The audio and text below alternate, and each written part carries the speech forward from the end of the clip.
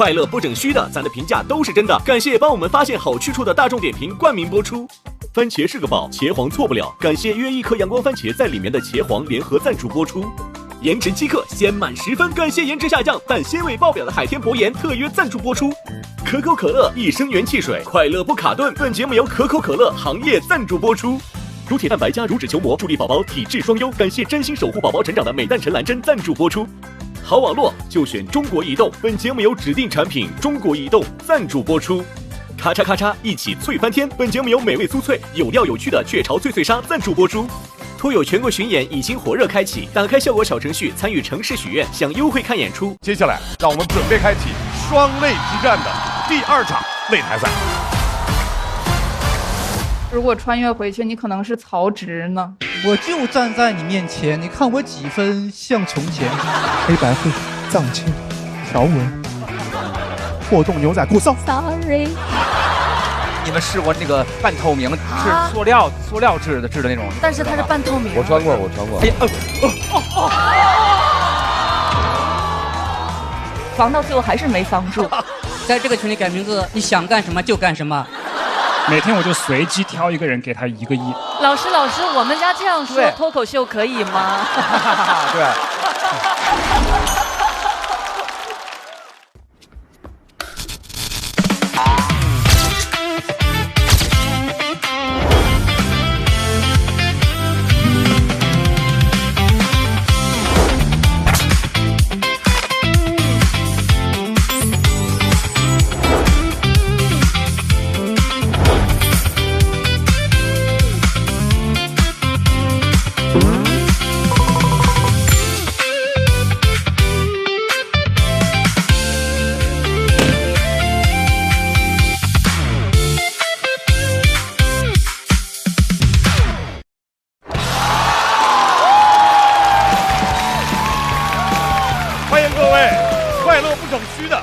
咱的评价都是真的，感谢帮我们发现好去处的大众点评冠名播出。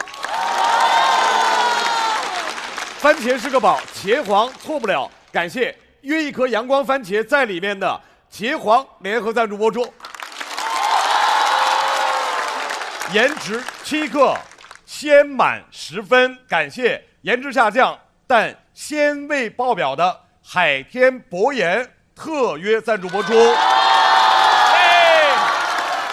欢迎各位来到脱口秀和他的朋友们第3季。接下来，让我们准备开启双擂之战的第2场擂台赛。让我们欢迎本场擂台赛的7支小队登场。首先要登场的小队是张俊、李梦洁单逼。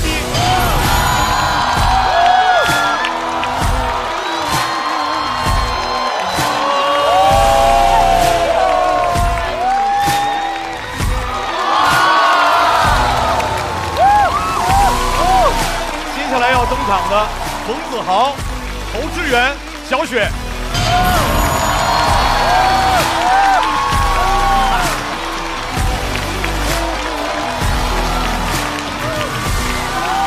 各位，青春活泼。接下来要登场的赵越、粽子、林琛。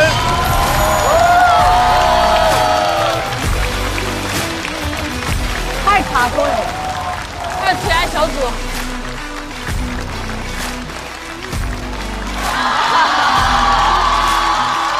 马上要上场的这支小队，吕博伟、陈火腿、孙熙。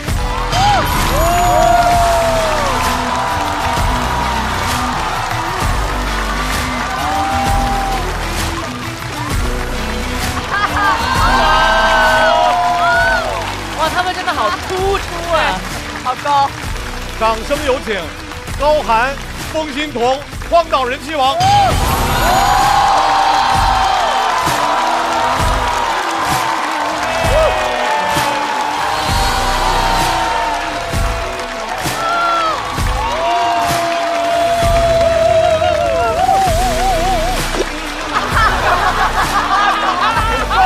干什么？接下来要登场的海波、曹国、李奇宝。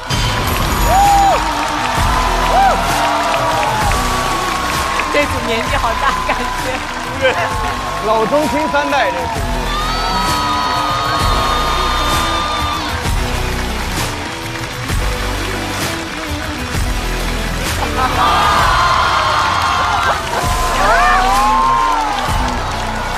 干什么？这是什么？这是什么？这是什么？这是啊！最后，让我们有请本场擂台赛首发小队，掌声欢迎贾浩、韩大狗、阿赛。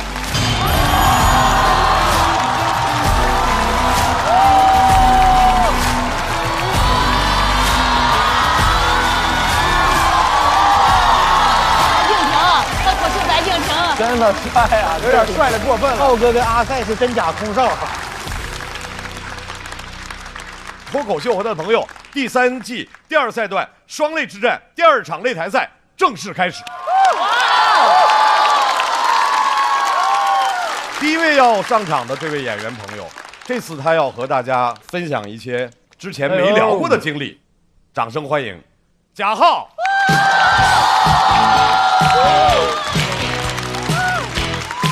他穿着都不一样，不一样，帅了啊 ！Hello， 大家好，我是贾浩。来吧，朋友们，比赛又开始了啊！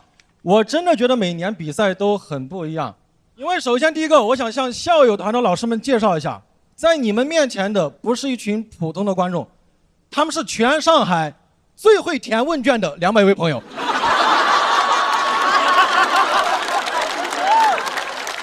你们可能不知道，现在观众的选拔比演员选拔更残酷。演员我们这一轮是42进35，他们是从1万多份问卷里边脱颖而出的200位朋友。潘老师抢你话，太优秀了，优秀主持人，欢内笑。我知道你们的问卷在完整回答的同时，还有兼顾真诚、热爱和幽默。之前有人还专门问我说，今年你们那边文本特别强的有多少个？我说200个。哎，我真的觉得观众卷，演员也卷，你们知道吗？老观众应该知道，这几年脱口秀演员的段子主题越来越同质化了，对不对？比方说被骗钱的段子，去年很多人讲过了，对不对？租房的段子已经被讲烂了，留学的段子也太多人讲了。所以今天我想和大家聊一下我留学租房被骗钱的故事。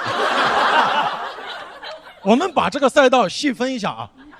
但我确实没想到这个段子最难的点在于，怎么让你们相信我留过学。我今天专门化了全妆穿成这个样子，结果上台前有演员说你这个样子不像瘤子，像模子。关键我还是在巴黎留的学。你们这个反应有点伤人了啊！你们这个眼神里边没有一个人在想，贾浩果然在巴黎留过学。你们眼神里边全是居然竟然。哎，我确实朋友以前问过我说，你为什么没有在巴黎待过的痕迹啊？我说我出巴黎而不染。我肯定有在巴黎待过的痕迹，只是不太好看出来。关键我最难受的点是几个演员互相聊天，问都是说，哎，你留学几年了？到我这里就是，浩哥，你们以前工地辛苦吗？我是在工地待过，但是我也不爽啊，我也说我也是在国外待过的。他说，哎呦，你还干过海外援建？为啥呀？我甚至找到一个留学多年的朋友问说，为啥我就没有留子的气质啊？他说我们留子不说为啥。我说你装啥？哦不，你装什么呢？我知道大家都觉得留子喜欢中英文夹杂，但是中法文夹杂很难的，我就不展示了啊。怕大家听不懂啊。展示。更怕你们听得懂啊。我就不装了，因为有很多留子在外面没待几天，回来就喜欢装，对吧？说什么我们纽约，我们伦敦，我们巴黎不这样啊。纽约、伦敦就是他们炫耀的资本，在我心里，巴黎从来不是炫耀的资本，巴黎是家。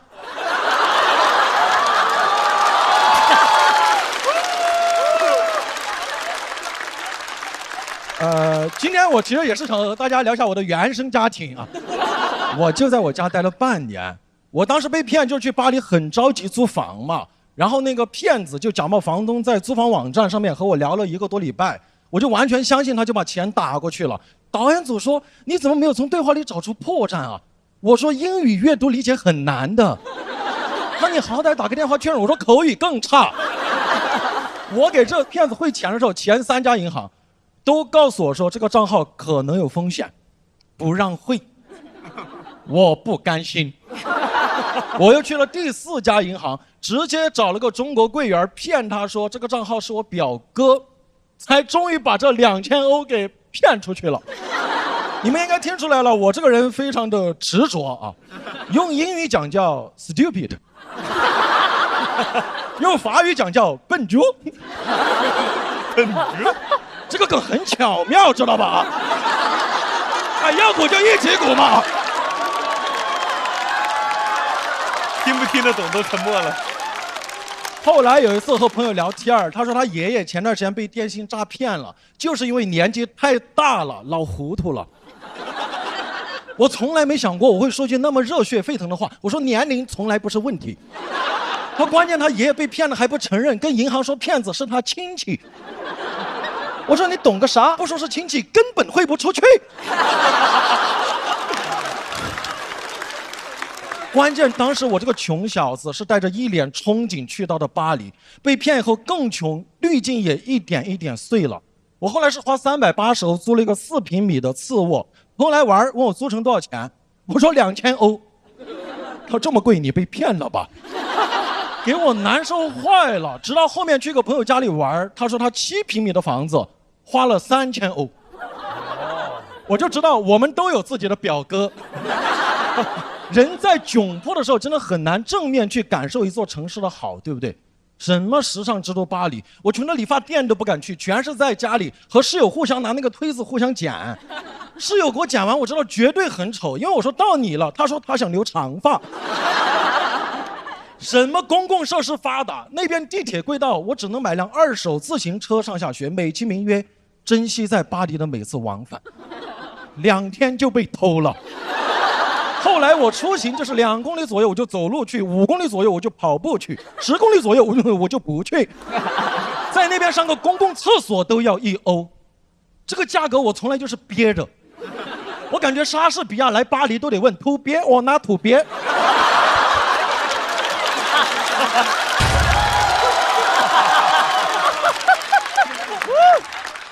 他我不知道啊，我当时肯定是 to 憋。我在巴黎半年多只上过1次厕所，在外面啊，在外面啊，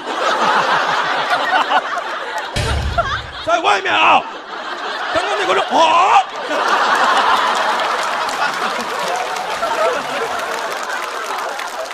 在外面啊。但是也非常感谢那段经历，我现在录咱们节目5个小时随便录，完全不用去厕所。这就是我在巴黎待过的痕迹和底气。哎，为什么这么燃啊？反正我在巴黎待了这半年多，过得真的很不好。衷心希望国外的留学生朋友都注意安全。我全是糗事。我说你怎么从来没提过这段经历啊？我说韩信会到处说他钻过别人的裆吗？反倒是之前和梁海源聊天，他说听说你还留过学呀。我那个回忆全就涌上来了。我说海源哥，你有被全世界最美丽的城市伤害过吗？他说我们广西南宁，怎么你了？那一刻我才明白，人啊，心里最美的永远是故乡。我心里最美的原来一直是咱们大上海。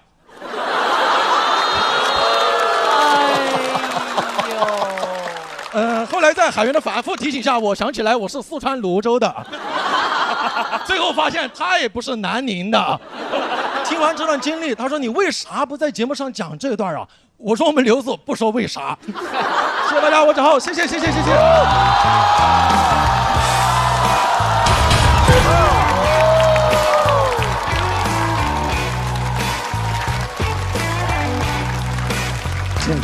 根本没开场。来，各位抓紧最后的投票时间，投票倒计时。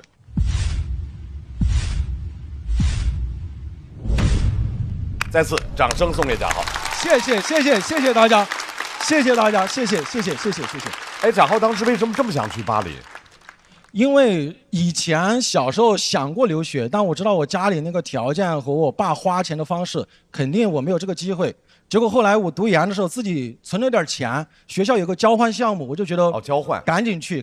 哦，我不是正宗的留子，我就是个交换生啊，我是个假留啊。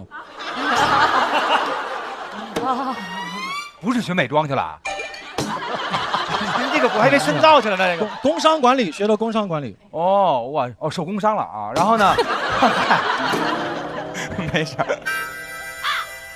浩哥很厉害，就是一开场就能和观众建立连接，但这个连接建立的太强了，就是吓着了。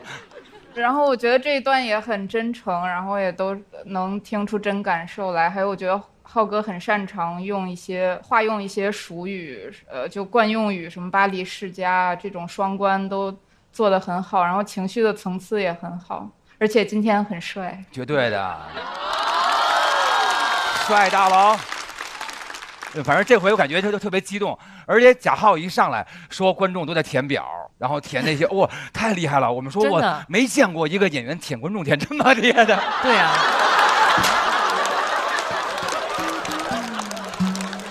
但是我就觉得这方面贾浩就特别厉害，他知道开场的时候怎么能够非常迅速的、精准的让这个舞台热起来，把这场打开嘛。而且贾浩每一次更厉害的就是让我感觉这次有点遗憾，因为他是开场，我特别喜欢看贾浩前面是一个非常厉害的表演，然后贾浩去call back前边的那些特别巧妙的放在自个儿段子里，遇强则强，那都是贾浩最厉害的地方。所以这个表演是非常好，还是很好。我觉得贾浩开场肯定特别稳，我就会很放心。我之前完全不知道你去留过学，我真的是一点儿都不知道。现在信吗？信，但我觉得这很巧，就是因为你完全不知道，这反差就很大，因为你很意外，而且吧就很妙。他没有去纽约，也没有去伦敦，因为在这儿巴黎就更契合。你不觉得吗？如果他此刻去的是伦敦、去纽约或别的地儿的话，那个幽默感好像就会少一点。对，或者去澳洲，我就感觉没这么反差。我一直觉得我跟巴黎挺搭的，就是因为巴黎给你一种莫名的，好像一种淡淡的、不在意那种，慵懒，就跟整个的幽默它有一个很大的反差。在贾浩的表演结束之后，教团给出来的是满票，辛苦大家。现场观众给出的票数是不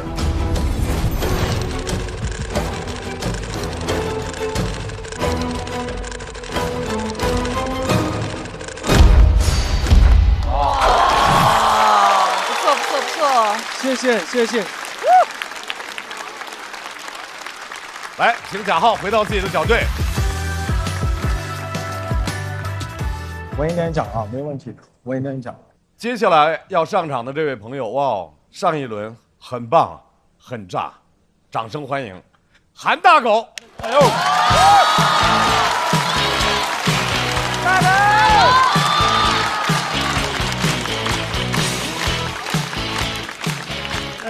Hello， 大家好，我是韩大狗。谢谢，很激动。我最近一直在给贾浩的专场开场，难得有次机会在他后面讲。过去1年，我算是全职的专场开场嘉宾，市面上那些专场基本都有涉猎。我很好奇，那些经常买票的观众会怎么想我。评价童漠男这个演员特别有深度，贾浩特别有张力，韩大狗特别有时间。开场不容易的，我不光得换段子，还得换衣服。为了工作留痕，甚至会在小某书发开场穿搭 OOTD， 观众评论 TD。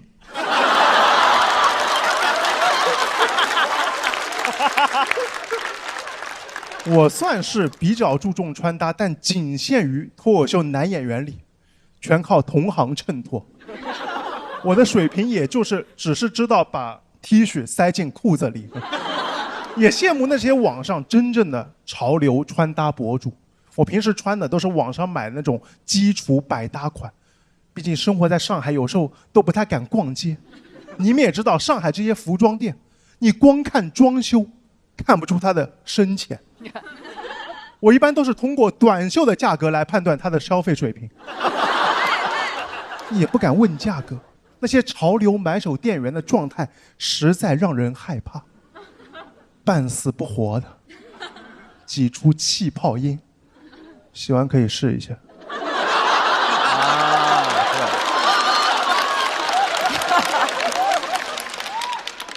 喜欢可以试一下。你嗓子不舒服你就治一下。他说话了，我也不好意思直接走，我就会边逛边假装对衣服感兴趣，但那个店员会一直跟着我。我真的只想偷看价格，他以为我只想偷，我就随机抽一件出来，看一看，摸一摸，猜一猜，还假模假样问店员：“这是不是纯棉的？”其实我就是纯咸的。他以为我想买呢，给我介绍这个面料舒服在哪里，高级在哪里。我只想知道吊牌在哪里。我发现衣服越贵，它的价格标签就藏得越隐蔽。便宜的衣服店，就别说吊牌了，你都不用走进去，店门口喇叭会告诉你，通通20元，通通20元。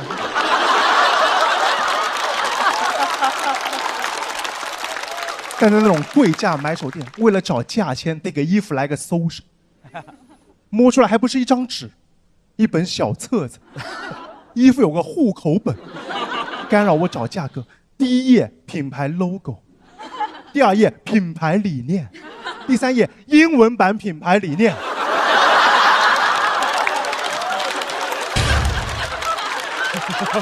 太真实了。我脸皮薄，也不想当着店员的面继续找价格，也不敢直接问，只能带去试衣间了。经常逛街朋友能知道，试衣间现在就2大作用：大大方方拍一下商品货号和偷偷摸摸拍一下 OOTD。我在试衣间很有安全感，没人打扰我，我一个人可以尽情地释放我对价格的惊讶。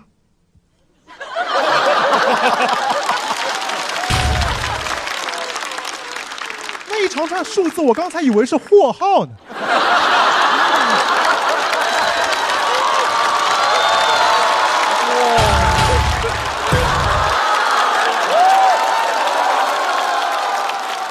时尚的代价那么大吗？有些潮流衣服贵的就没道理。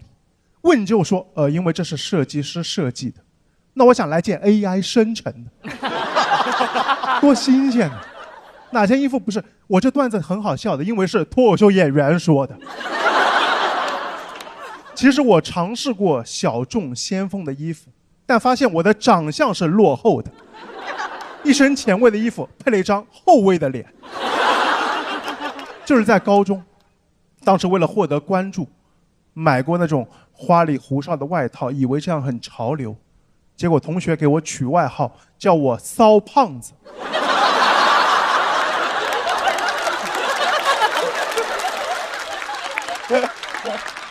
这件事是我自卑的起点，很受打击。从那以后，虽然还是在意穿搭，但只敢穿黑白灰那种基础款，没有人再叫我骚胖子，就叫我小胖。可见黑色它不显骚，但也不显瘦。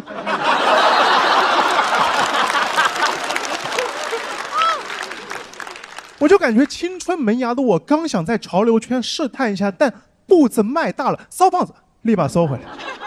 从此只敢在无人在意的角落一点点小步往潮流移动。黑白灰、藏青、条纹、破洞牛仔裤骚。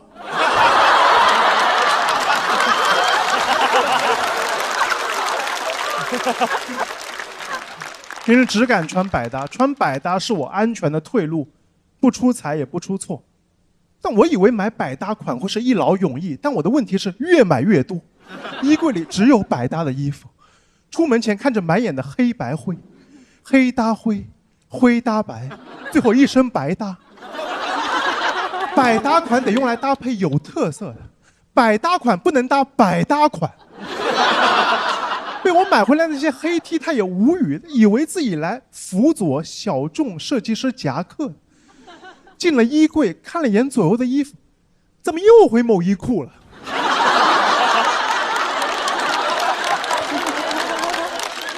有时候看着这些衣服，我也会共情，因为生活中我也是那种百搭的人。为了融入大家，我愿意牺牲自己的想法和特点。吃饭、打球、桌游、唱歌，每次局里都有我。因为订这些，我有秘诀。上美团，不管是 KTV、按摩、足疗，预定必有房。善用美团。能保证我在场，但不能保证我在唱。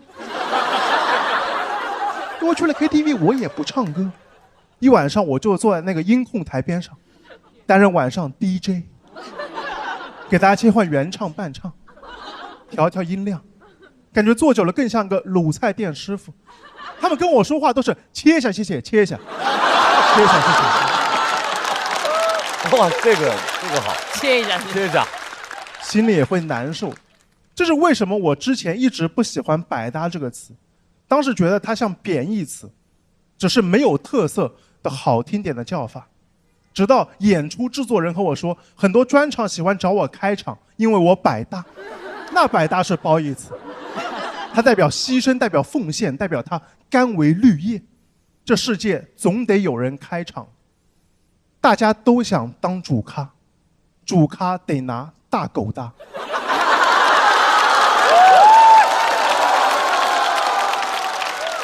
我也希望就这样一直演，有一天大狗也能当主咖。谢谢大家，我是拜大狗。韩大狗变百搭狗，不错。如果说长就行。喜欢韩大狗的表演，拿出手中的投票器切一下，切一下，切一下，切一下，切票倒计时。掌声送给韩大狗。哎，大狗，你今天这身穿搭怎么样？这身我觉得还挺舒服的，对。节目组搭的，我还挺喜欢的，可爱可爱。哎，我想问一下，您之前挑战过您认为最先锋的衣服是什么程度了？已经到了，当时觉得我简直潮炸了，就是那种。我在潮流店穿过，就是那种粉色。然后格子，然后又有点那种设计，就是它有点什么拼接，加上那种须在那，就很。哦，听起来特别像大老师平时会穿的衣服啊。您平时有素一点的衣服吗？素是什么东西？但是我以前确实挑战过，就是非常离谱的一个衣服。你们试过那个有一种裤子是那个半透明，是塑料制的那种。但是它是半透明。我穿过。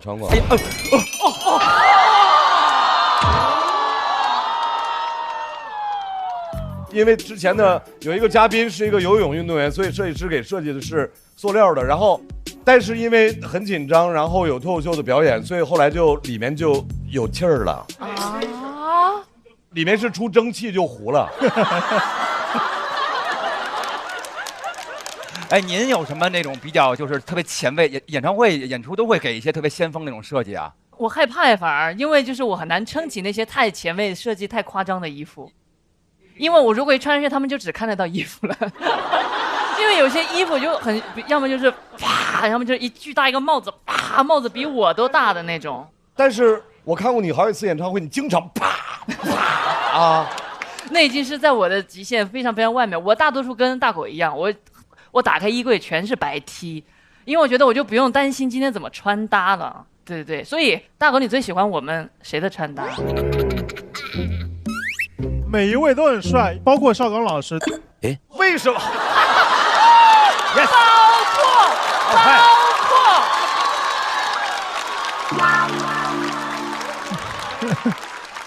虽然包括邵刚老师，你也没有放过他。感觉大狗能把那种害怕穿搭过度那种很微妙的感觉，用一种改变走位的方式表演出来，还是很了不起的。然后整体都很棒啊，特别开心啊！大狗这段太好了，文本也好，表演也好，在我心目中韩大狗是一个文本型的，是观察生活的一个非常出色的一个脱口秀演员。他就是靠观察生活，从标签开始，真的标签我们感受都如此，一层一层，但只有他写出来了。然后从标签讲到服装，最后本质就是一个普通的人在生活当中如何能够有一天是被看到的，而且不用改变自己普通的本质。所以我觉得是非常非常棒的。谢谢，太棒了！来，大狗，准备看一下，在你的精彩表演之后，现场观众给出来的票数是，也得190。200以上，200。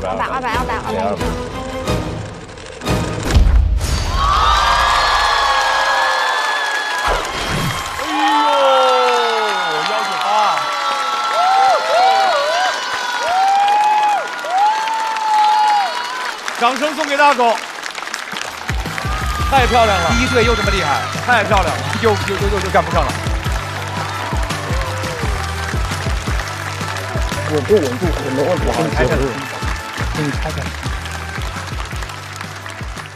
这支小队派出来的第3位，在上一个赛段分享了一下自己做空少的经历，今天还有后续，让我们掌声有请阿赛。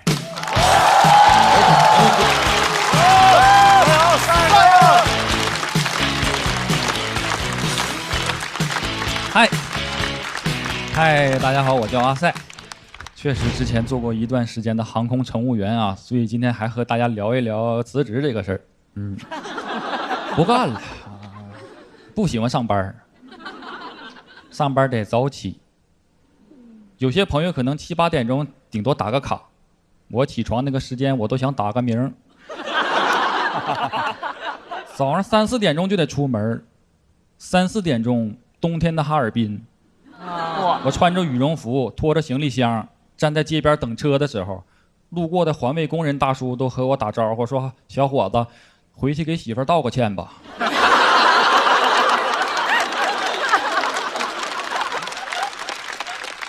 我们确实对时间要求的特别严格，1年内迟到2次就会被劝退了。可能朋友们在公司迟到了，活儿最多晚点干。我们要迟到了，那活儿可能乘客自己干了。那乘客自己热饭，自己喝水，坐一天寻思坐了个什么航空？坐了个自助航空。我们不但不能迟到，还不能早退呢。我不能上着班想偷个懒，背着包从后门溜走了。背个包从后门溜走。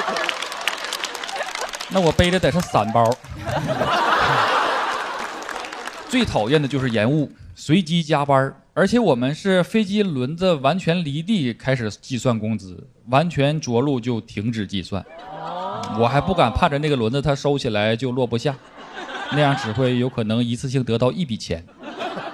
所以我们延误时候是没有工资的，而且延误时候乘客的情绪大家也都知道，别人在骂无偿加班，我无偿加班还在被骂。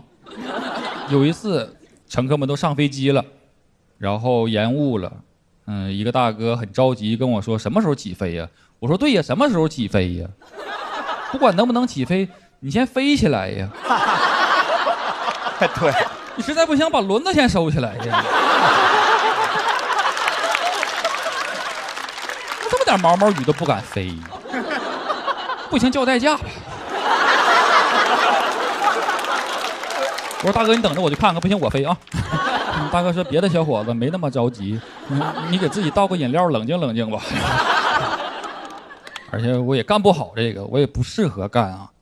乘务员嘛要有一定的亲和力啊，入职之前会培训假笑。我师傅夸我笑得最假。还有一定沟通能力，要会尬聊啊。同事说我聊得最尬。假笑。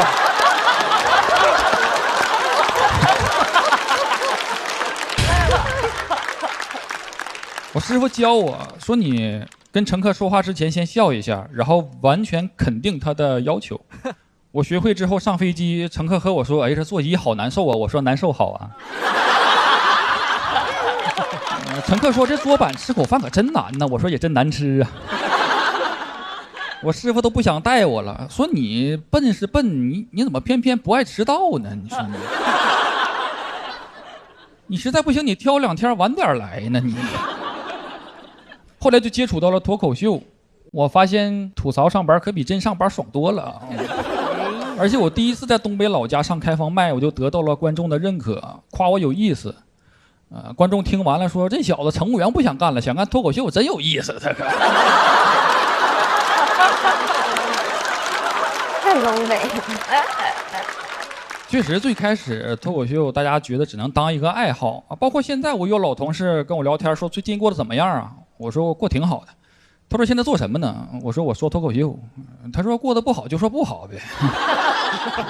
当时就想辞职了，周围人就开始劝我，同事先劝我说没有人喜欢自己的工作，而且以你这个年纪，你再想找工作能和应届生去竞争了吗？我想也是哈，我查了一下工作满意度调查，只有20%的人喜欢自己的工作，也就是说每10个人里边只有1个人喜欢自己的工作。没算错，因为还有1半在找工作。时代真是变了啊！父母那个时代，大学生可以随便选各种各样工作，现在怎么随便一个工作可以选各种各样大学生了呢？而且应届生也很难找到合适的工作了。好工作要名校毕业，要高学历；不好的工作不好。工作不好。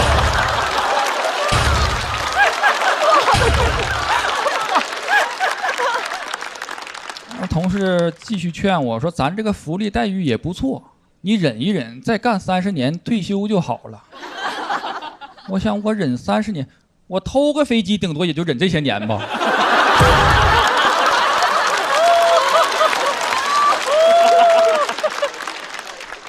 而且不只是不喜欢啊，我真的在想，我要一辈子上这个班吗？我已经身在空中了，却只能透过窗口看那么一小块天。我60岁再上飞机，我可真是老空少了，我都怕乘客给我让座啊，颤颤巍巍推餐车，一颠簸了乘客保护我，倒饮料手都抖，撒乘客一腿，乘客不高兴了，我说那你要投诉老人呐。我觉得离职和离婚已经是30多岁人的2件人生大事了。而且劝人的话术也都是一样的，就是想想父母啊，想想孩子呀，那就不用想想自己啊。但有区别，离婚了你虽然没有了家庭，但还好还有事业；离职了虽然没有了事业，完了还有家庭。我爸说脱口秀它就是一时新鲜，你不能因为外面的新鲜感影响了正常的生活。但是我妈不一样，我妈说儿子妈支持你，妈知道跟不喜欢的过一辈子什么感觉。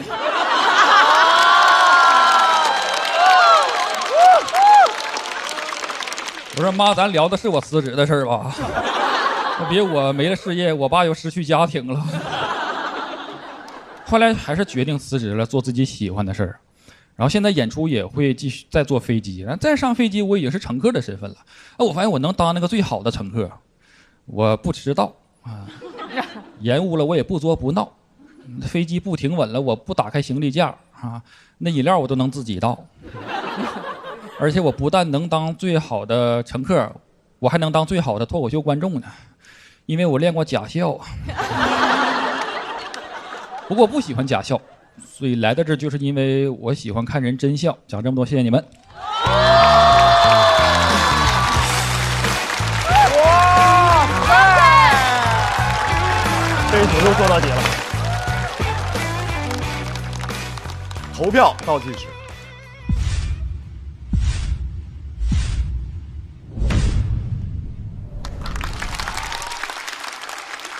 很少在脱友的这个比赛过程当中，脱口秀演员还带应援团啊。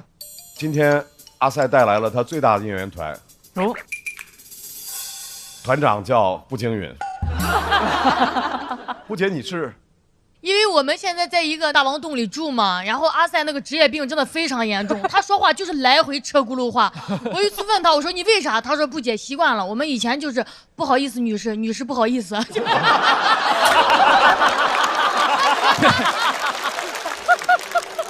就说他聊得最尬，所以我跟季爷就一直在笑，笑，因为我们就了解他嘛，了解他。就是现实生活当中也是这样，就会出现这种莫名其妙的车轱辘话，让人觉得好笑。然后又是假笑，你就很想打他。他生活里也会出假笑吗？对，他就已经有点，你看也开始了，你看，挺可爱的呀，我也挺真诚的。所以真的，阿赛在表演的时候，他们那一片笑声太大了，就尤其是说到尬聊和假笑的部分。跟他熟了之后啊，阿赛铺包袱的方式简直太有意思了。前面他铺一大堆那种感觉，这说个这是梆的那一下的时候，感觉就极其的炸场。是的，那下特别棒。其实，在飞机上真的碰见了很多那种特别可爱的空少空姐儿，而且都特别有耐心。对，我之前记得我有回那个，你知道他们看电视，前面不一个小电视有一个那个东西，就是怎么都摁不出来那画儿。黑的，那空姐梆，就是真的梆拍那，我说干嘛这么使劲？他说没事，这就是这主板，你拍一下就行了。我说打一下就行了。我说这主板这么一打呀，是别的，咱不怕，夸一夸这个。冠军，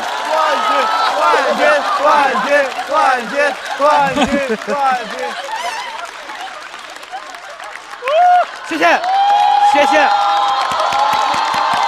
我明年再来。谢谢，我明年再来参赛，谢谢。我也很喜欢阿赛的出梗方式，因为这些逻辑什么都很生活化，然后有简单真相什么的。希望你离开了3个轮子，可以更快的起飞。感谢你。对，其实我觉得他整个就是讲的这一段故事，就是画面感很强，然后同时呢，因为他的表情，虽然他一直在说他假笑，但是其实我觉得他是非常真诚的一个状态，就无论是他的眼神啊，还是他的整个状态，就是会让人觉得很喜欢，然后就是想拍灯，对，所以说是。我是觉得整个东北脱口秀喜剧军团里面又出现了一位实力特别强的一个演员，他基本上没有什么短板，因为上一场已经看到了极强的表演能力，表现能力非常好。然后这一次让我看到了他的对于事物的观察，他的文本那些细节处理，还有他很有表达。里面有一句话我很感动，他说我已经在空中了，但是透过那个舱门的那个很小的窗户，只能看到那么小的一块天。他其实这篇讲就关于热爱的故事，就是这个事儿好与不好，得过自己那一关。我的标准此刻是唯一的标准，就你们说再好，有那么多人想当空乘、空少、空姐，但他就是不喜欢，所以真是千金难买自己的热爱。所以我特别高兴，阿赛终于找到自己热爱的那个赛道。谢谢罗毅老师，谢谢老师。阿赛刚才有很多给大家留下深刻印象，同时我们也请贾浩和大狗回到现场。太稳了，这不就是？我们在看阿赛的分数的同时，也就能够看到这支小队的总得分。请看阿赛得到的全场票数是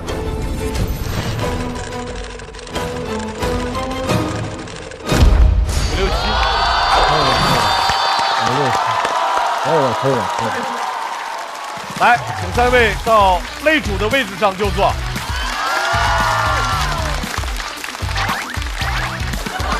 哎呀！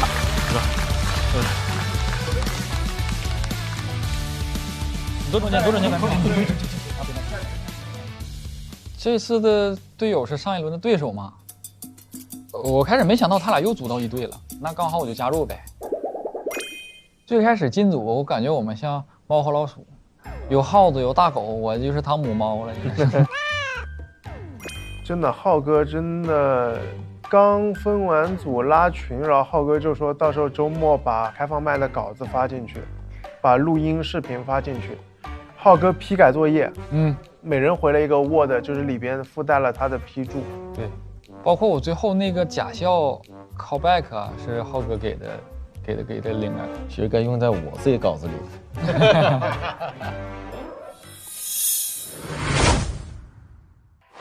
各位，按照我们的规则，在第一小队比赛结束之后，他们暂时成为擂主。在你们的旁边有一个有缘箱，3位，通过这个有缘箱来抽取下一组要和你们 PK 的小组。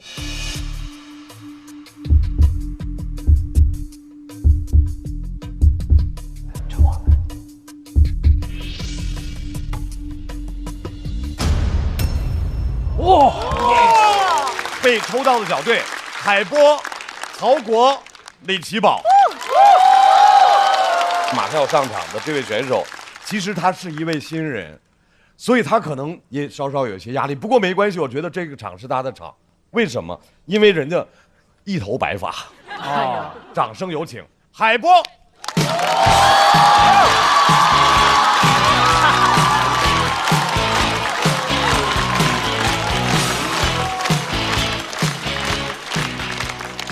大家好，我是海波，是2个孩子的爸爸，不是孩子的爷爷。我女儿上幼儿园的时候，经常给她班里小朋友解释我是她爸爸，不是她爷爷，解释了3年。后来她班里小朋友回家之后，直接管自己的爷爷叫爸爸。从我女儿上1年级那天起，我就开始疑惑，我俩到底是谁在上学？我现在有了自己的班级群，老师每天都在群里发作业。有家长忍不住问：今天的作业是孩子做还是我们做？立马撤回了。他不是发错群了，他是知道应该谁来做了。你说谁来做？这个群里1个孩子都没有。这个群里没有孩子，但是总有人在这个群里面炫耀自己的孩子。语文老师说回家之后写一篇300字的短文，就有一个家长问：还需要翻译成英文吗？这不是废话吗？语文老师布置的作业你翻译成英文干嘛？有本事你翻译成甲骨文。还有一个家长问：就300字够吗？你说300字够吗？你家300字不够，我家还有300字。家长群都卷吗？很多，我在。最夸张的就是有一次数学老师在群里说，回家之后把试卷上的错题订正3遍，就有一个家长问：我家1题都没错，该订正哪几道？太恶心了，我就把名字改成班主任。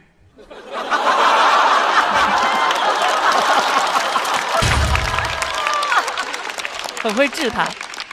艾特他说：你家把试卷抄3遍。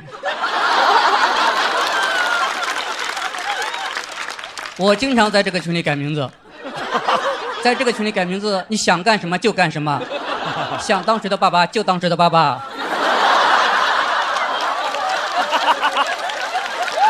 真硬啊，这段子。1年级小孩写作业很磨蹭，经常要写到9点、10点，有时候写到11点，写到我的手都疼了。我理解的减负就是通过作业的方式减少这个世上父亲的数量。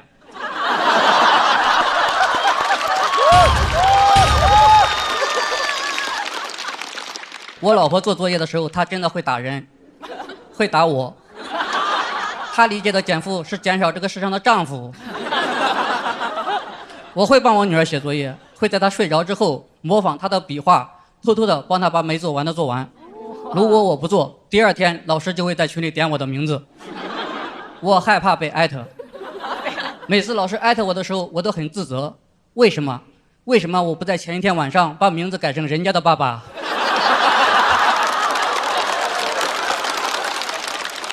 我一直以为我女儿不知道我写作业这件事情，直到有一天她给我说：爸爸，有2道题你做错了，全班就你做错了，不会做就不要乱做。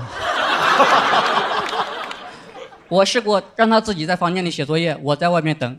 你知道我等了多久吗？她出来给我说的第1句话是：哎，爸爸，你刚才不是有黑头发的吗？只要一让她写作业，她就开始削铅笔、找橡皮、上厕所、喝牛奶，还要给我讨论人生的意义、物种的起源，最后还唱了一首《时间都去哪儿了》。我说你写不写？你要不写我可写了。他说你要写就快点写，别磨蹭。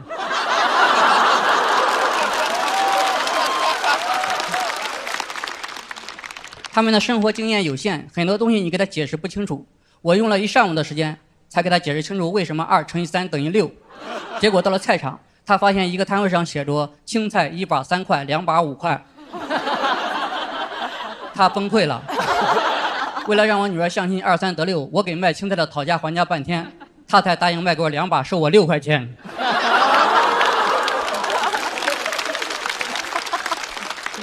而且每天早上我会给他准备7支铅笔、1块橡皮，晚上回来就会变成1支铅笔、7块橡皮，那7块橡皮还穿在那1支铅笔上面。我问他到底是去上课了还是去撸串了，他说不要碰我的糖葫芦。每个橡皮都好像被狗啃过一样。我问他上课的时候是不是吃橡皮，他说一点味道都没有。好可爱。下次能不能买我同桌那款橘子味的？我给他买了橘子味的，还给他买了苹果、香蕉、草莓味的。我想让他营养均衡一点。他们根本不会用橡皮，每次都擦一个洞，那个字都不是被擦掉的，是从洞里面掉下去的。一边掉下去还一边在喊我错了，我错了，我错了。之所以喊3声，是因为下面3页纸全是洞。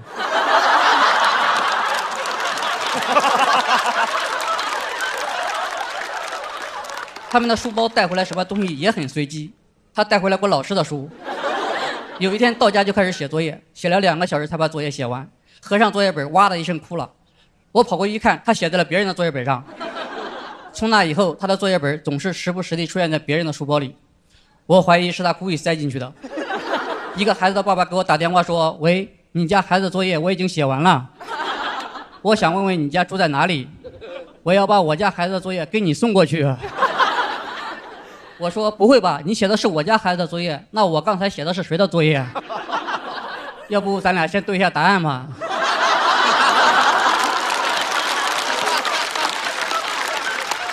他的文具盒就像他的魔法盒一样，你永远不知道打开文具盒看到的是什么。我看到过一张我的照片，果然我每天都在上学。我问他在文具盒里放我的照片干嘛，他说你在朋友圈里发我的照片干嘛？我说大人的事儿你不懂，他说小孩的事儿你不懂，我会想你。我说那咱们能不能换个方式，不要把我的照片贴在这个小黑盒子上。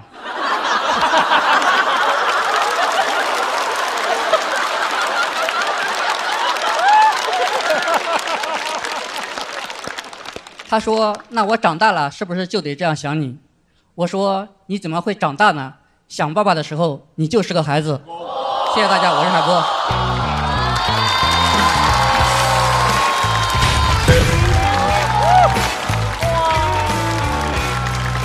哭了，好感动啊！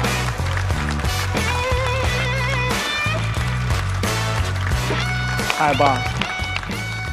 投票倒计时，再次掌声送给海波。哇哦！我得调动我双子座特别强大的就是2个人格出现，否则的话很难把这些话讲下去。首先我把理性的那一面出来，就先分析刚才海波讲的这一段，我觉得特别好。一般我们说什么双线叙事，它这是2种情感一直从始至终，2种情感贯穿始终，特别搞笑的，特别温情的。本来温情跟搞笑是不兼容的，但在他这一篇里面，温情是那么的好笑，感性的部分就是我完全无法面对任何讲到父亲，特别是父女的话题，可能每个人都有自己的一个软肋，就会有很多可爱在于人生初始的时候是没有沉重的，包括人生初始阶段，你和你父亲和母亲的时候，很多回忆是特别轻松的，然后到可能慢慢人生成长过程当中会出现一些遗憾，他特别戳人，就最后我一直防着他，他一上台我就开始防着他，我调动我全身的洪荒之力防着他，就我很讨厌最后戳你一下，你自己溃不成军，对，防到最后还是没防住。知道为什么吗？因为你穿的破洞裤。你这一下他也没防住。对不起。就是你明白该来的是会来的，情感是自然的，你要允许各种情感在这个舞台自然的发生流动，因为他讲什么，他完全无法预测会在我们每个人当中去激起什么。是的，是的，是的。是，脱口秀就是触碰，人家没传递，他没有传递任何，是我认为他触碰到我内心最柔软的那个地方。对对对。我觉得中间有很多那些笑话都非常的厉害，在于我听过以前很多老笑话那种方式，但是您把那个笑话那个方式架子还在那儿，然后改成了您自个儿的这样一个内容，然后那个感觉让我觉得特别的奇妙。然后那您家里头本身那个现在每天就是这种生活，您觉得累不累啊？我觉得陪孩子的烦恼就是一种幸福吧。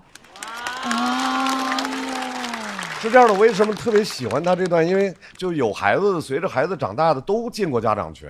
对，家长群是现在只要是孩子在学龄的孩子，都会有的这种体验，所以我觉得海波的这一段，在很多此时此刻正身在家长群的家长会极有同感，真的很棒，谢谢老师。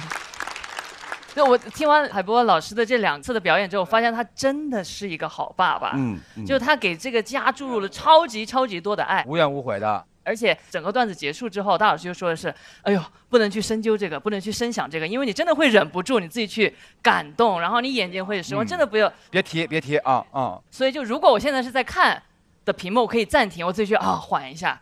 对，所以就是我每一次听完海波，我就觉得哇，好幸福，就好温暖，是个特别好的爸爸。谢谢，特别好。海波老师，能说2句吗？您闺女也讲脱口秀？对，就是有时候因为我的角度一直在讲我女儿嘛，那她其实会有一些反驳我的地方。我会问他们一些，就是我讲这个东西，他听了之后会是什么反应，会什么想法，他会告诉我，然后我会让他写出来，然后我下台之后让他再上去讲他的感受。就是你们俩互相写水泡是吗？对，我是给他相当于我给他铺垫嘛，他去找笑点。你知道我想的是什么吗？人女儿也上开放麦，然后把这个当做一个兴趣爱好嘛。哇，那好厉害！把这个发在家长群里嘛，就把这个给家长看看，说这我比不了啊。老师，我们家这样说脱口秀可以吗？来，我们来看海波的票数是。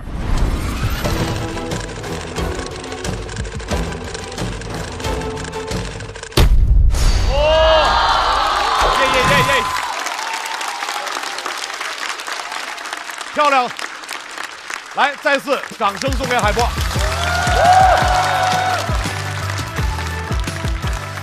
海波，加油！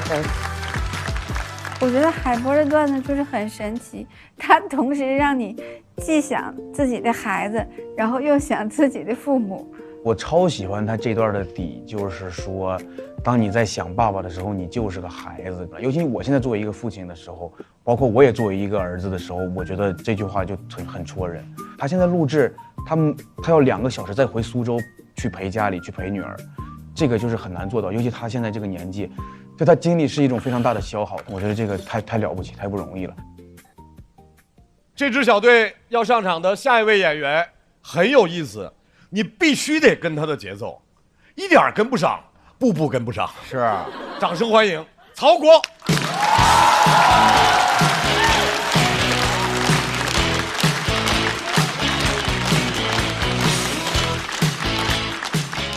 大家好，我是曹国。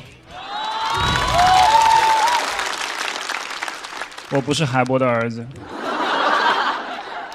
第一赛段比完，我跟我妈打了个视频电话，向她汇报第一赛段的比赛情况。她就给我提了一个建议，她说：“儿子，你可以试着留个刘海。”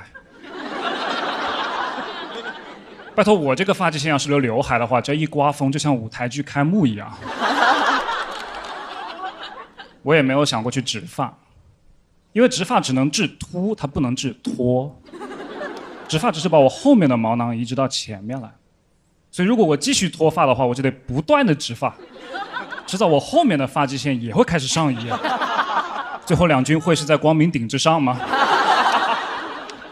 我其实是一个非常有商业头脑的人。之前我们办公室引进了一台自动贩卖机，但就是一台玻璃门的冰箱，没有锁也没有摄像头的那一种。我就问他们的工作人员，我说你们这个不怕被偷东西吗？他说我们不怕。我们的每一台冰箱都找了寺庙里的高僧开过光的，偷东西的人会遭天谴。我马上就冲了出去，扶了一个老奶奶过马路，然后用这点功德换了一瓶可乐。我从小的梦想是成为世界首富，现在世界首富是马斯克，他是一个所谓的亿万富翁。但其实你的资产只要超过1个亿，就叫亿万富翁。所以亿万富翁这个称号其实跟万字没什么关系。万出现在亿和富之间，就是在硬蹭。我觉得亿万富翁就应该叫亿富。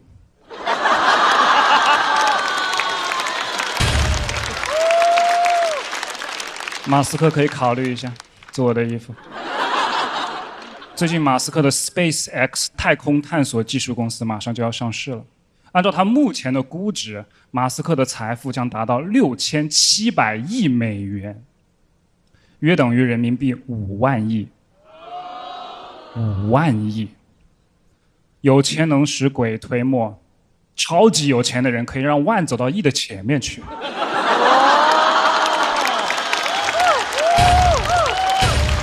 5万亿有多少个零？你们知道不？12个。我第一次把这个数字输到我的手机里，可以拨通。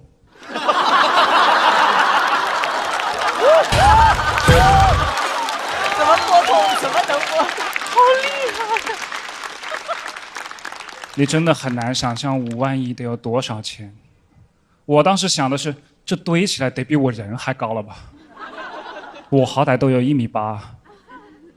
我知道你们都不想问这个，但是你们得知道，1.8米是净身高，头发没算。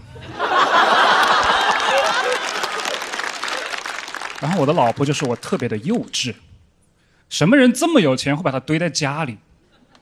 我要是有5万亿的资产，每天我一回家就在那边畅游，蛙泳、蝶泳、自由泳、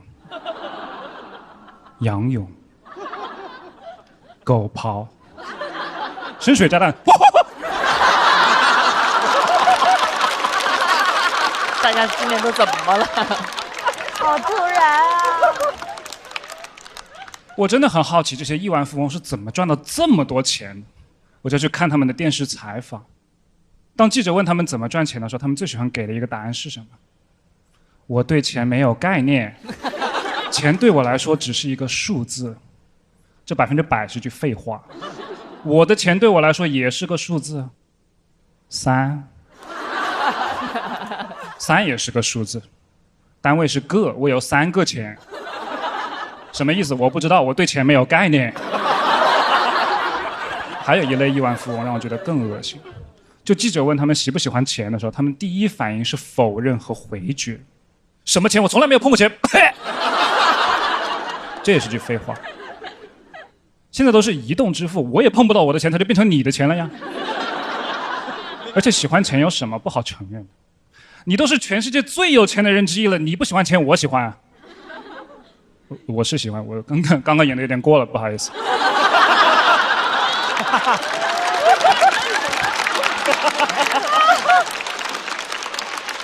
挺喜欢钱的，挺喜欢钱的。我发现这些亿万富翁有个毛病，就喜欢乱花钱。比如他们会花600万美金买一根香蕉，花10亿美金在太平洋的海底修酒店，用火箭把一辆汽车射到外太空去，在小行星经过地球的时候用激光在上面刻自己的名字。你们都听不出来哪2条是我瞎编的，真的听不出来。所以我觉得这种人就不配当亿万富翁，因为他们花了太多精力去思考怎么赚钱，耽误了他们想清楚怎么花钱。我不一样，我的全部精力都花在了考虑怎么花掉我的5万亿上面。万一我有5万亿，我会想办法让全人类都过得更好，方法我都想清楚了。每天我就随机挑一个人，给他1个亿。哇！没有任何条件，这样我就会成为一个超级英雄。绝招是一指禅。击中我！就是你了。今天晚上就给我想清楚怎么花掉你的1个亿。所以马斯克，你给我听好了，我要对马斯克喊话，看哪个镜头，请问？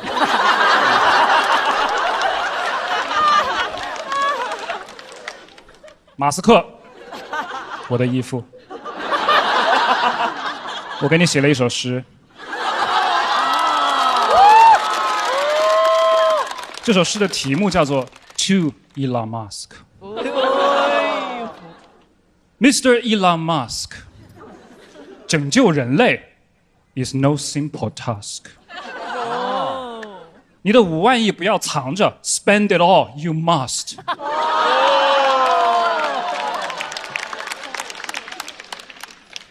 改变命运只要1亿人民币 ，Me you can trust。哎呦，前面的英语都没听懂的朋友 ，Your English suck。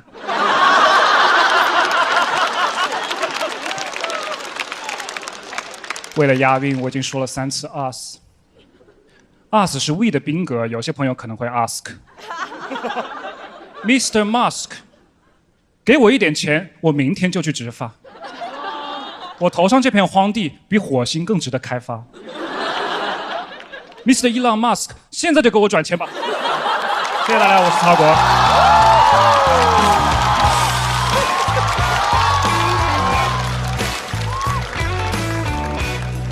想收到来自曹国的1亿的，来 OK 键确认，来，你有一个亿，你有一个亿，你有一个亿，你有一个亿。你怎么摁 OK 键，他也不会给你1分钱，但是可以表达对他这段表演的喜爱。来，投票倒计时。再次掌声送给曹国。哦，后边写那个诗跟马斯克写的哈。对，马斯克也可以用古诗啊。每逢佳节倍思客。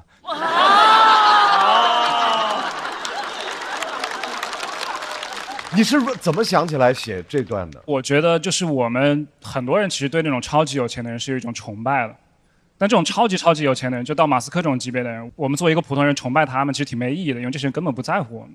但其实他们是很有能力去改变这个世界的。我其实还在琢磨，因为他最后给我拐入了一个我完全没有想到的一个方向。我一开始因为他是在批判资本主义，批判那些超级有钱的，然后突然开始念起诗了。我其实有些出乎我的意料的。你说那个，我已经说了3次 us， 然后说啊，你们可能不知道 us 是那个 we 的那个宾格。对，这些其实是特别，如果有字幕的话，它会好笑。现场其实会减少一些好笑成分，但是对他来说，他认为此刻这样的表达非常完整，所以他其实是个很自我的一个表达者，我觉得特别好，特别好，特别好，谢谢。曹国老师好像在炫技一样，运用一些很新的技巧，然后如果用到了押韵这样老的技巧，他也要用在英文上，就是感觉是很技术流的一种写法，就挺特别的感觉。而且曹国在表演的过程当中，大家有没有一种感觉，就是无论他的内容还是他的表演风格，他都有点，反正我享受舞台，我在这块做我自己喜欢的事情，我也不 care 你的感受，但是就是这种调调还挺很有魅力，迷人的，对，很有魅力。而且咱们坐在这儿想走也走不了，必须得看完，必须得看完。反正走得了走不了，票数已经出来了。来，曹国看一下，在曹国的表演之后，观众给出来的票数是。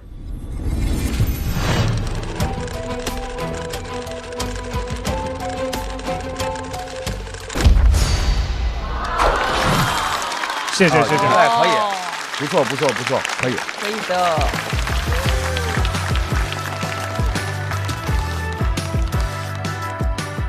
本来以为王大刀已经够抽象了，又来了一个更抽象。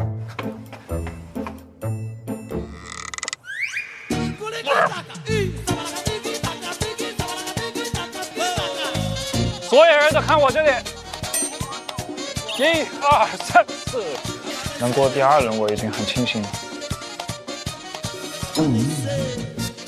在下华中秃鹫曹国。就我比较喜欢的喜剧会是那种滑稽的、荒诞的，而不是那种所谓的那种很硬的东西吧。我觉得，所以可能就天生就是这样的，所以我会更愿意走滑稽点的路线。那是幽默的一部分，我觉得。这个小队派出来的最后一位演员仍然是新人，掌声欢迎李奇宝。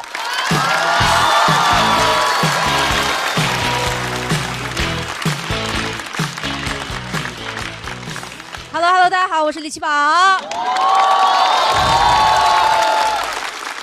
我先自我介绍一下，朋友们，我是个留学生。我留学原因其实还挺简单的，就是我是一个抗压能力特别差的人。我工作2年以后就受不了国内这种内卷环境，我决定出国留学。就我抗压能力差到什么地步？第一赛段还没比的时候，我就想退赛。但是吧，就是导演说今年出台了一条新政策，说由于往年总有人退赛，今年退得赔钱。以后谁问我为啥站在这儿，我说因为张博洋。节目最知名跑男，抗压能力太差了，朋友们，所以留学的时候特意给自己选了一个那种就是松弛国家，意大利。Bravo！ 我觉得肯定很适合我，松弛，没有人管。去了以后发现有点太松了，管的也松。我第一次泡小偷的时候，我都没意识到，就我刚到意大利第3天，我走进那个跑鞋店，我想去逛一逛，然后我看见一个外国人，他穿上那个鞋以后，他就跑了。我当时很震惊，我说怎么国外还能试驾了？然后发现不对，开始俩人开始追他，真跑不过，给我看的都心动了。我说扎斯拜他。店员问我要哪双，我说就要跑走那双。我之前以为只有意大利是这样的，还有次去巴黎，就那个卢浮宫旅游的时候，去的时候那个导游跟我说，他说你在这个地方一定要把你手里所有的贵重物品紧紧的抓牢。我挺惊讶的，因为卢浮宫要买票的。我说咋小偷买票进来偷啊？他说不是，办的年卡。后来他跟我说，他说欧洲这个地方26岁之前可以办那种青少年卡。我说啥意思？26之前偷打折。我回去查了一下，那个卡22欧，160块钱，偷1年，合下来4毛钱一天。就那个地方所有事都出乎我意料，你知道老师也是那种很松弛的老师，就我完全接受不了。到意大利以后要先学半年的意大利语，教我意大利语的是一个意大利人，他不会说中文，也不会说英语，就教。我第一面见上他，我感觉他都不是老师，他就是个意大利人。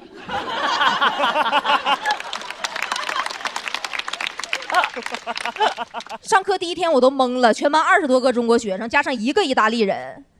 我说就这个语言环境，你还不会说中文吗？老师教学态度也很敷衍。我学的第1句意大利语叫做 Poco Italiano Parlanglese， 就会这一句。这句话翻译成英语就叫 Can you speak English？ 老师自己都不会说 English。我就拿那个翻译软件，我去跟他说，我说我觉得你这样我是没有办法学好这门外语的。他给我那个理论很简单，他说如果你想学好一门外语，你最简单的方式就是直接从这走出去。我说干啥去？他说你上大街上随便找一个外国人跟他说话。我说你不就是外国人吗？而且他这个理论行不通，朋友们，就是你早期那个词汇量不够的时候，你跟外国人说话真的很诡异。你走到那个外国人面前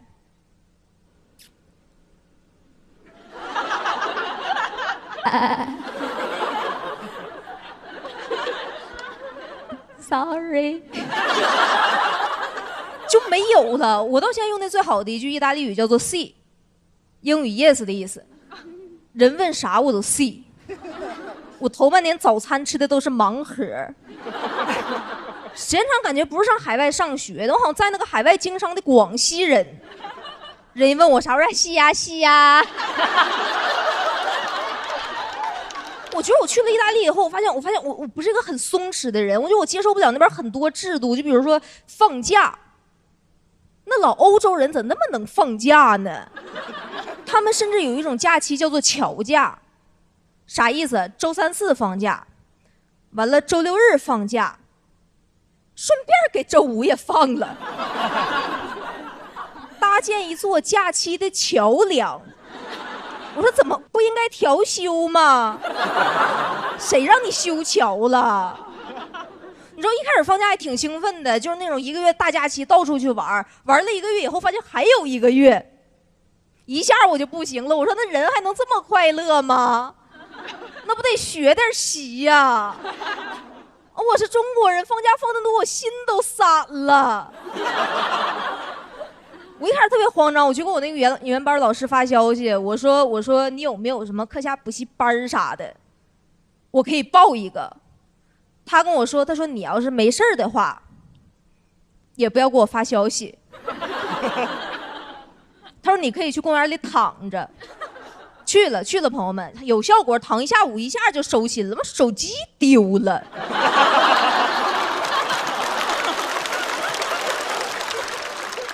我在那待到最后一年的时候，有时候还开始替别人焦虑。我有时候往公园里一走，看一地躺那个意大利年轻人，我都上火。我说完了，都废了。因为你知道，当一个国家是这样，所有人都心散，就没有人好好工作了。我甚至经常吃不上饭。我有一次点外卖，3个小时没送到，我打电话问客服咋回事，客服跟我说，他说外卖员走一半累了。给我饭吃了，所以当时很想回国，回来以后，我发现我有点跟不上国内节奏了，比我出国之前更快了，就是我已经心散了。就我发现现在还有那种15分钟就能送到的外卖，15分钟什么概念？就是偷我外卖的人他都吃不完。而且我也没有办法再努力工作，我看能力比之前还差。前段时间改稿会开到第3天，我嘴角起了个大泡。这帮演员还开始嘲讽我，哎呀，我们常年在国内的人就起不了这种泡，你这个是意大利泡啊！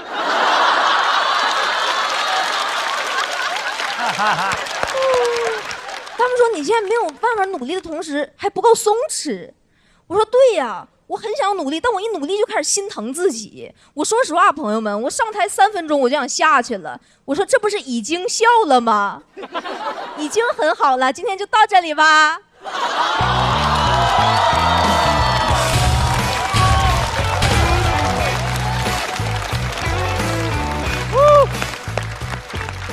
投票倒计时。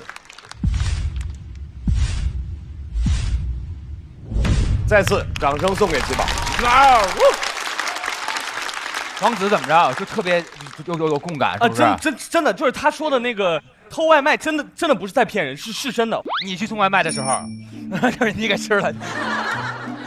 就是说我饿了，没有，是真的，就是他会还挺礼貌，打电话说，他说我看你点的挺多的啊，我吃一份。你能吃多少全凭他良心是吧？啊，对，要不然就有些他可能吃完剩下的他就是也不给你送了啊。关于偷的那一段，其实我一直说还想多听一点，然后我以为他会有一些特别有趣的那些故事，然后但是哎呀，就是说还没有等到，然后所以说当时就觉得说，哎呀，这个可惜一点点，有点遗憾。哎，再给我们分享点，就是您去留学哈，然后有什么好玩的事儿？对，要是偷东西的话，就之前车被砸了。哦，我车也被砸过啊。被砸了以后，因为那个车就是去送到厂里的时候没有配件儿，然后意大利人就拿胶带给我粘上了。主打一随意。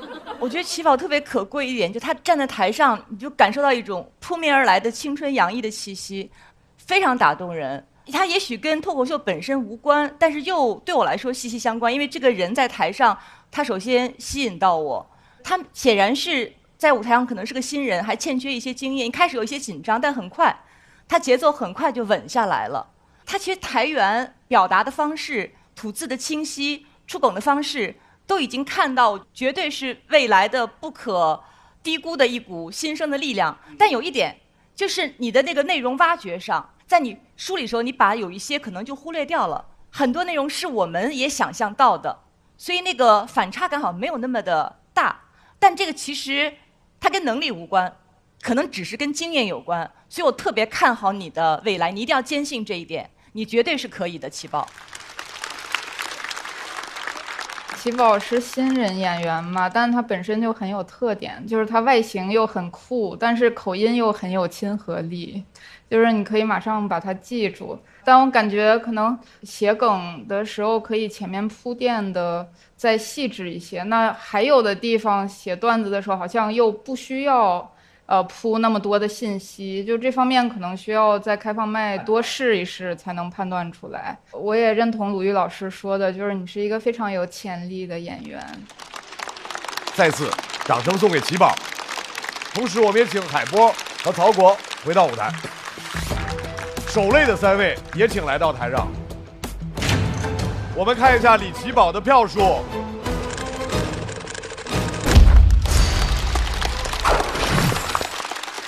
因为海波、曹国和奇宝攻擂的分数没有超过5、6、7，所以守擂成功。同时，3位要来到待定席。再次，掌声送给各位。很棒啊，好稳啊，好稳。下场见，下场见，下场见。演太久了。贾浩、大狗和阿赛要再次抽出第2个要和你们进行 PK 的小组。刺激，有缘相见，来吧。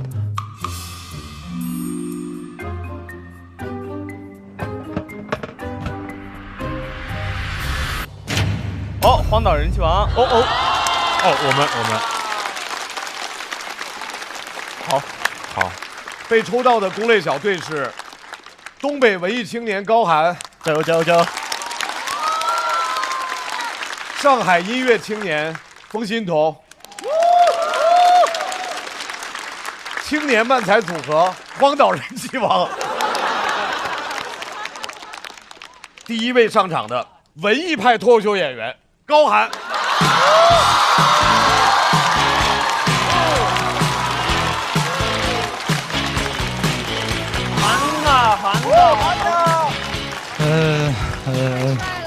太失败了。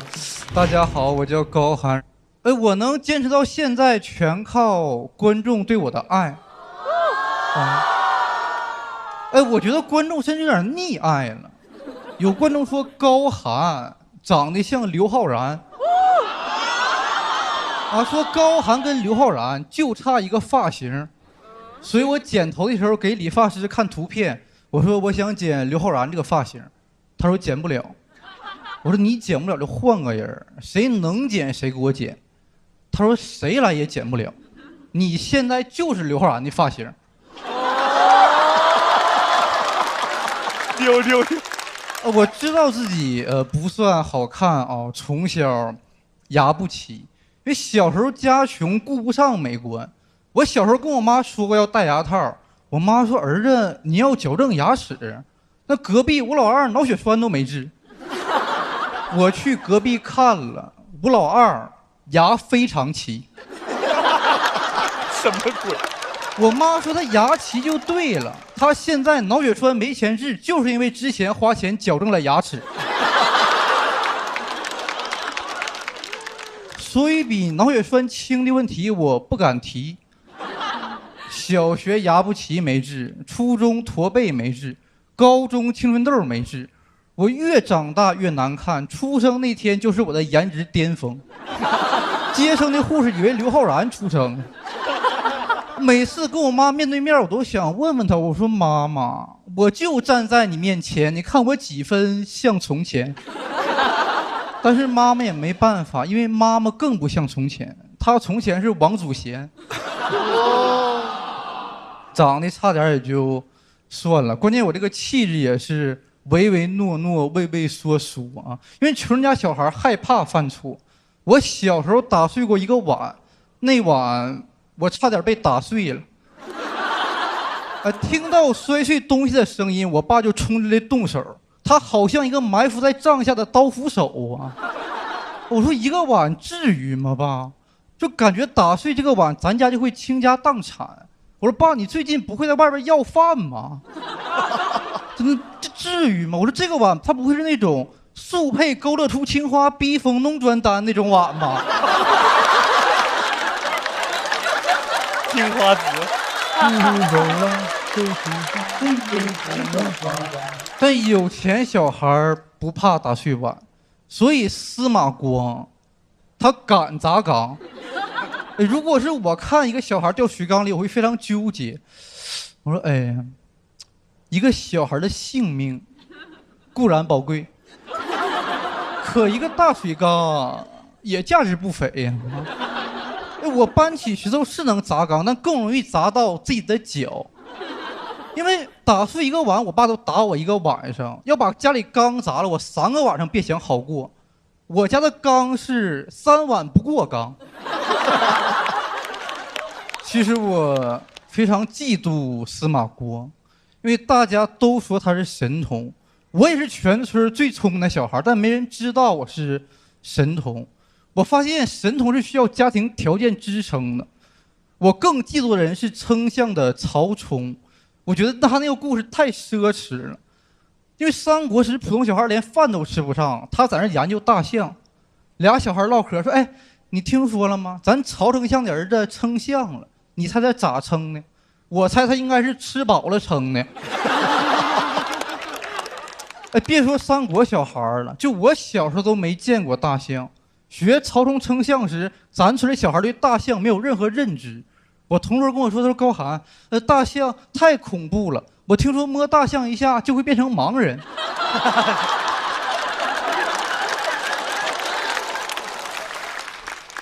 还有同学说，哎，说这个曹冲他爸太厉害了，有一头大象，他爸是不是动物园园长？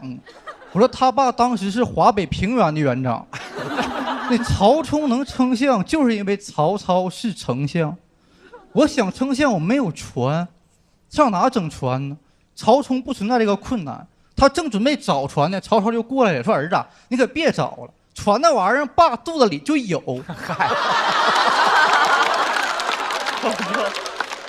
就曹冲那个条件，他能成为任何他想成为的人。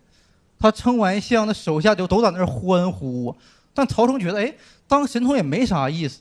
他一拍大腿说：“哎呀，我这有手下有船有梦想，我要成为海贼王。”但穷人家小孩很难当神童，就算你是全世界最聪明的小孩，可你连电话手表都买不起，你怎么可能是小天才呢？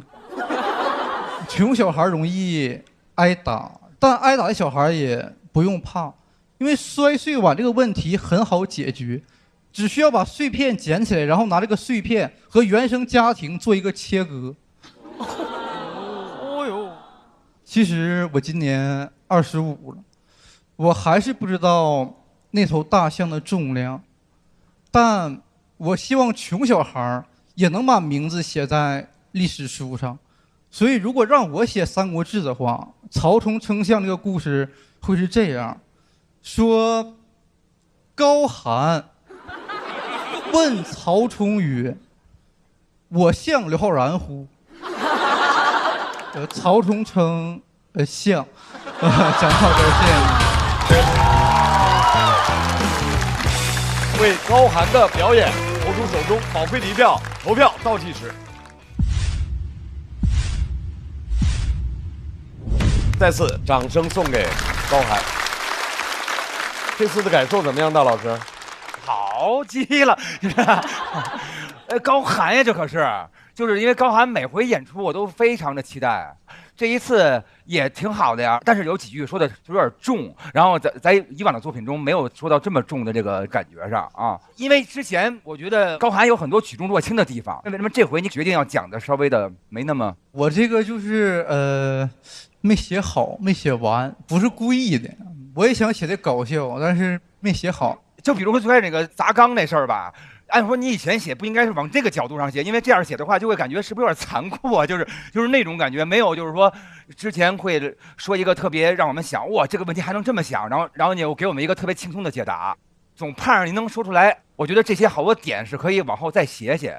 现在是个发芽阶段嘛，对，我觉得好多地儿还没开花呢，盼着下回开花，好不好？谢谢您了，哎，行，感谢你，大老师。我倒不觉得高寒表现或表达的是重，只是因为我们习惯于高寒一直以来他的风格就是他不屑于去表达情感，他有些时候有情感，他可能会把它隐去，或者把它给尽可能的弱化，这是他的风格。但是我觉得作为一个创作者，他总会碰触到情感这一部分，所以偶尔的流露在我看来倒也没有重，只是因为可能容量有限，欠缺一些铺垫，所以我们会觉得有些突然。但是他这个寓言故事新编我倒还挺喜欢的，好像开辟了新的一个领域，因为很多故事你可以这样新编。我觉得高寒说这个感受，好像做过小孩的人都会有一点共鸣了。但我们这个年纪就不好意思再说家里没有条件我才没有成才这句话了。所以这种话题就还是得趁早讲，趁20多岁讲就比较合适。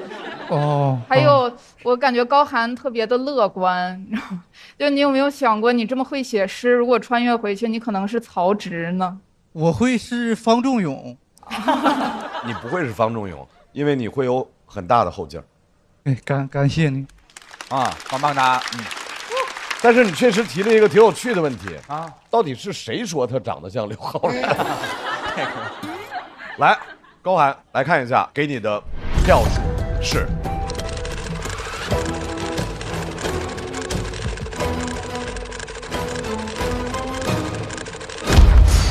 你看可以，还是173，可以。哦，可以，不错。173，掌声送给高寒。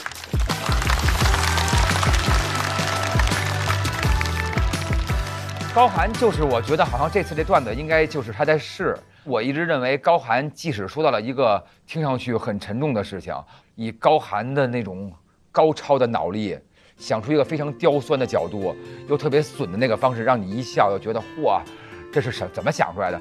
就这种才是我认为的高寒。但是高寒也有累的时候，高寒不能每一篇都到达那个之前罗永浩老师要给他鞠躬的那个程度。然后希望他下回更加回到我印象中的高寒。其实这个叫又卑又亢嘛，其实卑和亢本身是一个东西，可能它的根源就是匮乏感。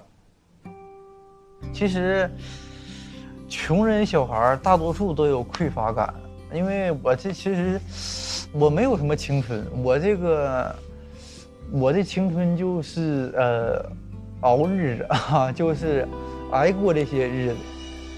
接下来让我们一起看一下本场的比赛情况。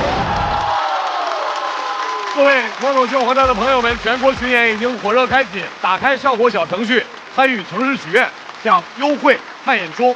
记得为你喜爱的演员排灯，参与脱友问答，认证脱友身份，优先赢取演出门票和节目录制的名额。更多脱口秀的老朋友正在线下演出，关注效果工厂公众号，第一时间获得演出资讯。感谢各位朋友的陪伴，感谢你们对所有脱口秀演员的支持。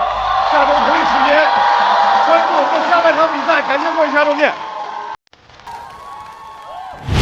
Hello， 大家好，我是贾浩。很多朋友说我没有在国外待过的痕迹，其实有的。比如说我对美食的渴望就格外浓烈，有多浓？就这么说吧，跟茄皇的汤底一样浓。你要让我去看时装秀，我你说去逛画展，我你说来桶茄皇，我没的。别看我在法国天天说绷住，但要是面对茄皇，真的绷不住，太想吃了。毕竟每桶茄皇都有约1颗阳光番茄在里面，汤底酸甜浓郁，番茄是个宝，茄皇错不了。现在的家长群，不管是炫耀孩子能英语流利对话，还是考试满分，大家都免疫了，因为那是家长的功劳。直到我炫耀孩子独自完成了作业，他们惊了，怎么做到的？我说因为我做对了选择。他们问那填空不做吗？我说不是选择题，是选择奶粉。我选了美赞臣蓝针，含超30倍乳铁蛋白，还添加了模拟原乳成分的乳脂球膜。它现在脑瓜、身板、营养都到位了，做得久，写得完，不用我操心。现在终于不会减负了，现在是真的减负。快乐不整虚的，咱的评价都是真的。感谢帮我们发现好去处的大众点评冠名播出。番茄是个宝，茄皇错不了。感谢约1颗阳光番茄在里面的茄皇联合赞助播出。颜值7克，鲜满10分。感谢颜值下降但鲜味爆表的海天博颜特约赞助播出。烟火气氛正好，可口可乐不能少。感谢一口畅爽，烧烤更有烟火气的可口可乐赞助播出。超30倍乳铁蛋白加乳脂球膜，助力宝宝体质双优。感谢真心守护宝宝成长的美赞臣蓝针赞助播出。快乐信号满格，冲浪一路丝滑。感谢我的网络好搭子中国移动赞助播出。咔嚓咔嚓，一起脆翻天！本节目由美味酥脆、有料有趣的雀巢脆脆鲨赞助播出。接下来，让我们准备开启双擂之战的第2场擂台赛。到底该怎么做一个真正的大人？大人在台上都说自个儿想当回小孩儿，不然来这儿干啥？如果在台上讲这个段子，他给我转一些钱，那个都不重要，我们只看结果。1元1次方程解不明白，但是拉个朗日中之定理手拿把掐。我心你就是大女。这群庶子，谁敢与朕争锋？在大王洞的第1顿饭，因为是欣姐去周围找村民买的菜。是去上班吗？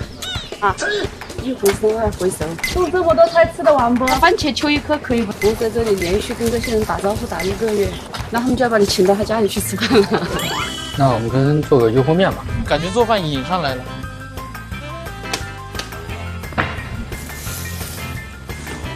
油泼车面，怎么说？有说法没？人类的语言在这盆面上是苍白和无味的。关键，老陕西就地道，绝，太香了。对，这是标准，都对着蹲着吃。哎呀，有样，聊啥的？来个包子。你一次吃2个包子啊？我找到了，在冰箱里。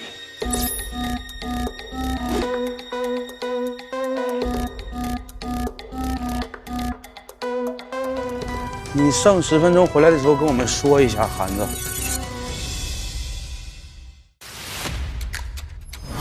贺光洱，扎好，高寒，侯子远，疯子豪，小四爷，瑞瑞，阿赛。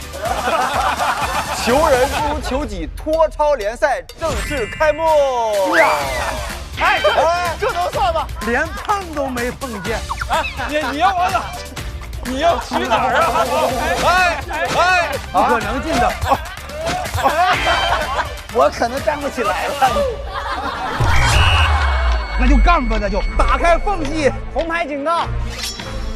子豪上啊，子豪！让你来感受一下比赛的强度。消耗他们体能，我不动，传过来呀！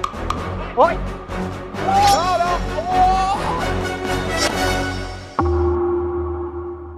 快乐不整虚的，咱的评价都是真的。感谢帮我们发现好去处的大众点评冠名播出。番茄是个宝，茄皇错不了。感谢约1颗阳光番茄在里面的茄皇联合赞助播出。颜值饥渴，鲜满10分。感谢颜值下降但纤维爆表的海天博颜特约赞助播出。可口可乐一升元汽水，快乐不卡顿。本节目由可口可乐行业赞助播出。乳铁蛋白加乳脂球膜，助力宝宝体质双优。感谢真心守护宝宝成长的美蛋陈兰珍赞助播出。好网络就选中国移动，本节目由指定产品中国移动赞助播出。咔嚓咔嚓，一起脆翻天，本节目由美味酥脆、有料有趣的雀巢脆脆鲨赞助播出。托友全国巡演已经火热开启，打开效果小程序参与城市许愿，享优惠看演出。6月26日起，周5、周6中午12点正片更新，会员抢先看1周。每周1中午12点，托友日记大王洞的夏天围观合宿生活。每周2中午12点，托友好好玩公园看脱口秀演员的游戏时间。7月23日起，每周4中午12点，离场之后，梁海源对谈托友的视频播客，还有遇见他们第2季即将回归，朋友们请保持期待。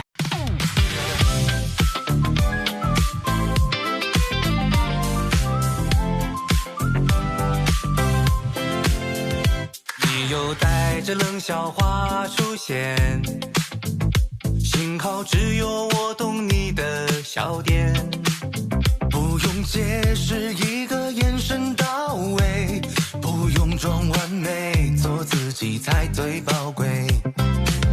哦，拜托拜托，暂时忘掉一切，想记住你嘴角上扬瞬间，不用想明天，明天还很遥远，不知不觉又和你聊到凌晨3点。哦，